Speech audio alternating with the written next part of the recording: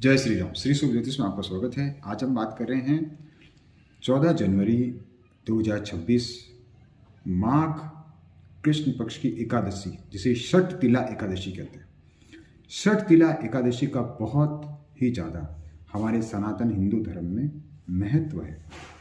क्यों महत्व है?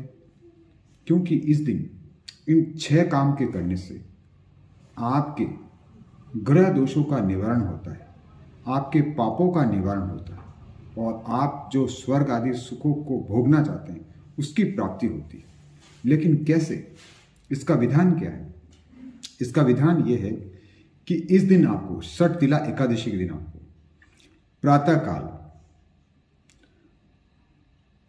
तिल का उपटन करना है। पहला काम, क्योंकि षठ तिला का मतलब तो 6 प्रकार के तिलों के काम आपको करने हैं इस दिन। तो सबसे पहले आपको शरीर के ऊपर तिल का उपटन करना है।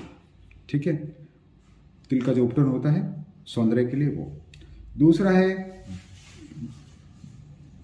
जिस पानी से आप स्नान कर रहे हैं उस स्नान के जल में तिल को मिलाना है। जो भी आपके घर में उपलब्ध हो, चाहे सफ़ेद तिल हो चाहे काले तिल हो, वो आपको मिलाना। ये हो गए 2 काम। तीसरा काम क्या है? तीसरा काम है कि पूजा के समय, जब आप एकादशी की पूजा करते हो तो पूजा के समय तिल का हवन करना है, तिल की आहुतियाँ देनी है।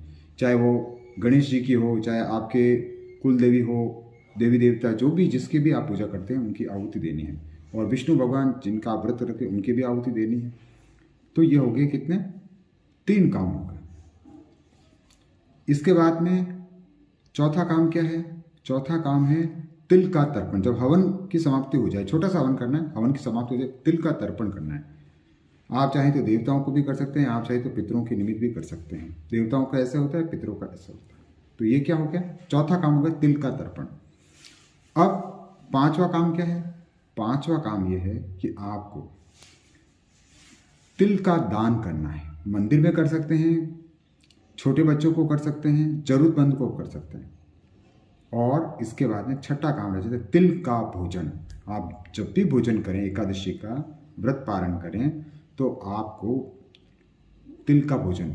अब आप कहेंगे हम तो द्वादशी के दिन व्रत खोलते हैं, तो आप एकादशी के निमित्त उसको रख दीजिए भगवान के भोग के लिए। तो वो आपके षठ तिलों में ही आएगा कि आपने 6 काम पूरे कर लिए। ये काम आप करके देखिए इस एकादशी के दिन, क्योंकि 14 जनवरी को मकर संक्रांति भी संयुक्त हो रही, तो इसका महत्व और कई गुना बढ़ गया। आपको 1000 गुना इसका पुण्य फल प्राप्त होगा षठ तिला एकादशी का।